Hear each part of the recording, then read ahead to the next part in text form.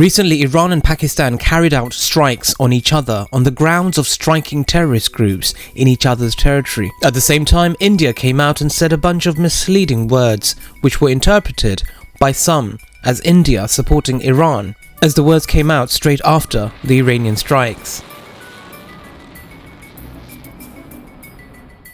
The thing is, everything that happened in Iran and Pakistan is to do with the Palestinian-Israeli conflict. That is the bigger picture. I believe what's happened between Iran and Pakistan was coordinated by both nations, and I have my reasons for that. You see, Israel is now surrounded by Palestinian groups in Gaza. There's also Nasrallahs men in Lebanon, and the Houthis in the Red Sea are driving Israel nuts. Israel is also still very active in its crackdown against pro-Iranian groups in Syria, which is also an old Israeli tradition. It's also quite active in Iran, as many Mossad agents operate there, as well as Pakistan. This includes the region of Pakistan Balochistan, and everything happening in Iranian Balochistan and the Pakistani Balochistan has everything to do with Israel. Because Israel, along with the United States and India, have an interest. They want to ignite turmoil in the region and see a new country emerge, Balochistan, carved out of Iran, Pakistan and Afghanistan, in order to weaken both Iran and Pakistan.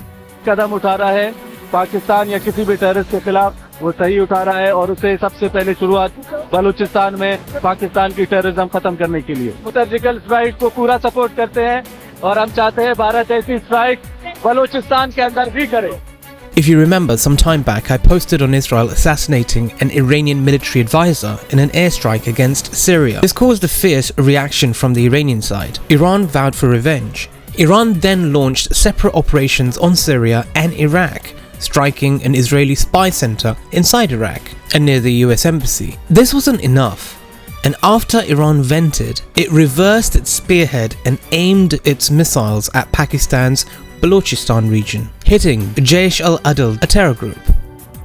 This jihadist terrorist group, Jaish al-Adl, describes itself as a Sunni Muslim group. It's anything but. It's more a Wahhabi Salafi faction. It has its headquarters inside Pakistan, and it's rumoured that it has the support of the United States, Israel and other forces behind it. So for Iran, as long as a terror group has ties with the US and Israel, it's a target for Iran. And after a few missile launches, two important bases of the organization were in ruins.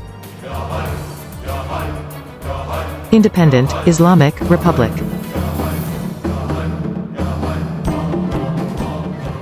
Pakistan reserves the right to respond to this illegal act, and the responsibility for the consequences will lie squarely with Iran. For Pakistan, it's a good thing that the armed group in the country were hit, but Pakistan was a bit offended as the Iranian side apparently didn't warn them. So the Pakistani side went to the Iranian side to protest, and Iran admitted the mistake on their part. So all should have been well by then. But surprisingly, Pakistan soon moved on Iran. Pakistan reportedly carried out several airstrikes in Iran's Pakistan Balochistan region, targeting two armed groups, the Baloch Liberation Front and the Baloch Liberation Army. They were hiding there. Pakistan has long expressed concern to Iran about these armed groups and wants to get rid of them. So the question arises, the two sides were negotiating after the Iranian strikes on Pakistan, but the Pakistani side still moved in the end. Were the negotiations not successful? I personally think that Pakistan and Iran may have reached some kind of cooperation to fight each other's illegal militants in their borders.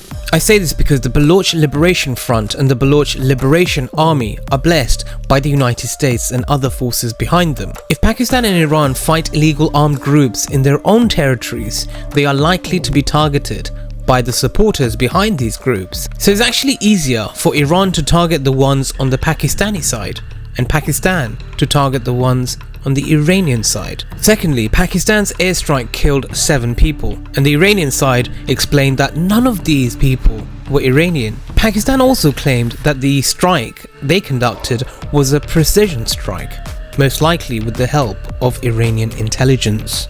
In the end, Iran and Pakistan attacked each other, and joint military exercises between the two sides were still going on at the same time, and they were carried out in the Persian Gulf in a step-by-step manner. This is also a big anomaly. So taking all this together, it's quite likely that Iran and Pakistan both cooperated to fight against illegal armed groups. What surprised me was Modi's India. India took the initiative to speak out. The Indian side knows that the matter is between Iran and Pakistan, but it still wanted to say that India had zero tolerance and no compromise on terrorism, and understood the actions of countries in self-defense. You see, this statement by India was perceived by many Wahhabi Salafi as supporting Iran, because the statement came out straight after the Iranian strikes. It's quite understandable, to be honest. After all, India and Pakistan are mortal enemies, and the Indian side must be very happy that Pakistan was attacked. Is a perpetual nuisance, is how I put it. But the statement made by the Indian side was rather misleading. The thing is, India does not support Iran at all. Modi's India is firmly in the Israeli camp. They want to see a free Balochistan. They don't really care about whether the Pakistani or the Iranian side lose land. India doesn't support neither Iran nor Pakistan when it concerns Balochistan. In fact, India is known to support the Baloch rebels. So the motive behind those statements made by India was about something else. It had everything to do with the Sikh leader that was assassinated by India. There's tensions between India and Canada at present. India and Canada had a conflict over the assassination of a Sikh leader in Canada, and both sides expelled their ambassadors for this. The Sikh leader was listed as a terrorist by India and later moved to Canada, where the Canadian side believed that his killing was linked to Indian agents. But the Indian side refused to admit this. So whilst the Sikh community in India and Canada are upset with Narendra Modi's regime, Modi wanted to use the tensions between Iran and Pakistan and to prove that his actions in Canada were right. So my dear friends, there's no alliance between India and Iran, and don't fall for the propaganda by the Salafi Wahhabis about Sunni genocide, because it is Iran and Pakistan who are working together in order to sort out this mess in Balochistan. Thanks for listening to the Independent Islamic Republic. Assalamu alaikum, have a wonderful night. در مورد پاکستان، کشور همسایه، دوست و برادر ما پاکستان مورد هدف پهپاد و موشک‌های ایران نبودند. گروهی موسوم به جیش العدل که یک گروه تروریستی ایرانی است و در بخش‌هایی از مناطق پاکستان در استان سیستان و بلوچستان پاکستان پناه گرفته‌اند و ما بارها در مورد اون با مقامات عالی رتبه نظامی، امنیتی و سیاسی پاکستان گفتگو کردیم. عملیات‌هایی رو در روزهای گذشته در ایران انجام دادند، از جمله در پاسگاه راسک نیروهای انتظامی ما رو به شهادت رسوندند.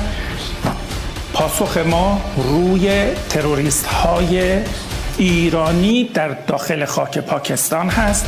من قبل از این گفتگو با همکارم وزیر خارجه محترم پاکستان در این خصوص گفتگو کردم.